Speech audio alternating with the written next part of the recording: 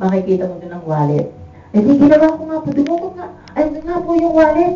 Ayun po yung wallet na yun, ang halaga ng 275. Meron po kami kasing tindahan doon sa Pasay, sa Di Masalang.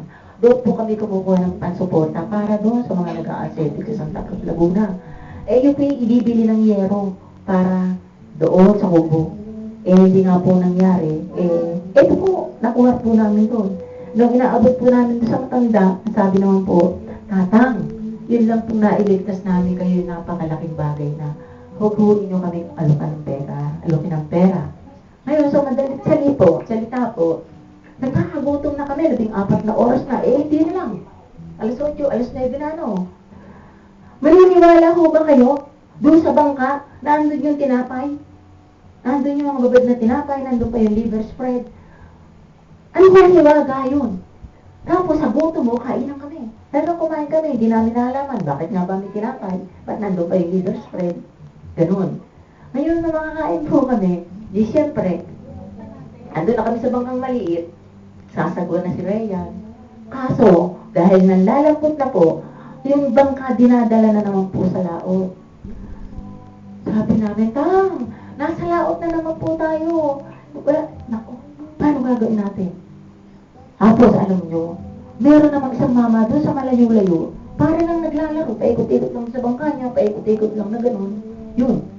Tapos, Brad, sabi ni Tatang, Brad, bakit po? Siguro talagang inilagay din ni Mama Mary doon. Alam mo naman si Mama Mary, pag sumubok yan, di ba? At sumunod ka lang na sumunod. Susubukin ka muna kung hanggang saan. Tapos siya rin ang nagpapadala ng mga sasaklolo, ng mga tutulong. Yung lumapit po yung mama. Tapos, ang madaling salita po, hinila na yung bangka namin. Ganun. Inyatid na kami hanggang doon sa aming kampo. Nung makarating po kami siguro mga alas 11 na ng tanghali, kung hindi po kami nagkakamali. Kaya salubungan po yung mga kasama namin. Tanungan nila saan daw kami nanggaling.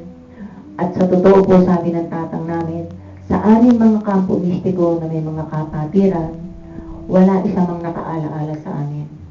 Talagang sinubo kami ng tatlong kapangyarihan ng karagatan, kapangyarihan ng kalikasan, kapangyarihan ng buksang kalikasan. Talagang parang pinabayaan kami ng Diyos. Pero maniniwala po ba kayo mga kapatid? Sabi po ng tatang namin, yung pong aming brother tatay, kamukhang kamukha po ng mama, nung galing doon sa Santong Angel. Parang namumula-mula pa yung pisngi. Tapos kasama nung, andang po yung nanay ko, si Maria Soledad Arañas, Loco Arañas Blanca Flor, Brother Lauriano, o sa Blanca Flor, tatay ko po yun, at nanay ko po yun. Andun din po yung ate ko, si Sister Lily. Kaya kasama po namin silang nakikibahagi pala sila, yung mga espiritu nila, kasama-sama namin sa dagat. Kaya po, yun sabi ni Tatang, nung makapunta na po kami, dahil sabi nga, walang nakakaalam, akala nang nasa Pasay, ando kami sa Laguna, akala nang nasa Laguna, nagpunta kami sa Tinuluan. Kaya wala pong nakaalam sa lahat ng kapatiran namin kung ano ang nangyari sa amin. Laging yung kapangyarihan ng 3 persona ang sumubok sa aming mga pananampalataya. Sa madalit salita po, nang naandun na kami sa kubo, parang yung takot, yung phobia, parang naririnig kami daw, yun, parang nililabis po ako noon. Tapos, kahiga po kami, sabi nga ni Sister Tracy, parang kami mga tinibakan, siguro walang lakas. Dahil po natatang namin, suutan niyo si Inang ng pulang t-shirt. Sabi ko, bakit po? Eh kasi alam mo, ang Santo Niño sa pakiisog babae, kasi yung Santo Niño noon, ama na yun, andun na yun sa taas. Kaya yung anak na lang niya, ang nasa paraiso. Yung po yun, dahil din ako umibo. Tapos, pinakapo, bigla tumayo yung tatang namin. Inuha ng itak, sinuksok doon sa pangkong ano. Nahuli na raw niya yung kalaban niya. Manda ka sa akin. Nakakilala na kita. O yun po yun. Ewan ko po kung sino sinasabi ng tatang namin. Basta, nakakilala na raw niya pag ahon niya sa dagat at nakaligtas kami. Nakita niya ang kalaban niya. Yun po yun. Tapos po, nagbigyan na lang po si tatang nagyakan. Uwi na tayo sa Pasay.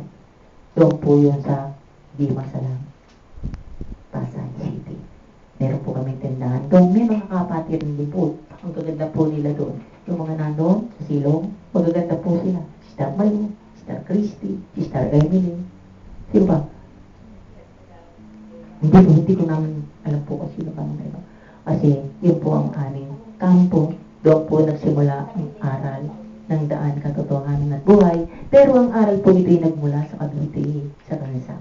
Doon po sinilang yon, tapos dinala sa Pasay, sumibol sa Pasay, dinala sa Santa Cruz, nagpunta sa Nueva Ecija, at nagpala libot-libot na po, punta ng Antipolo, sa Perdi, kung saan-saan na pong mga probinsya. Kaya po mga kapatid na nakikinig at nanonood sa amin, kami po, si Inang, ang saksi sa mga pangyayaring naganap sa trahedya sa dagat ng Santa Cruz, Laguna. Ang sayo po ng tatang namin, kahit great swimmer, hindi maliligtas. Sa 14 na oras, may kasama ka pang 3 hindi marunong lumangoy at napakalamig ng tubig, tabang tayo.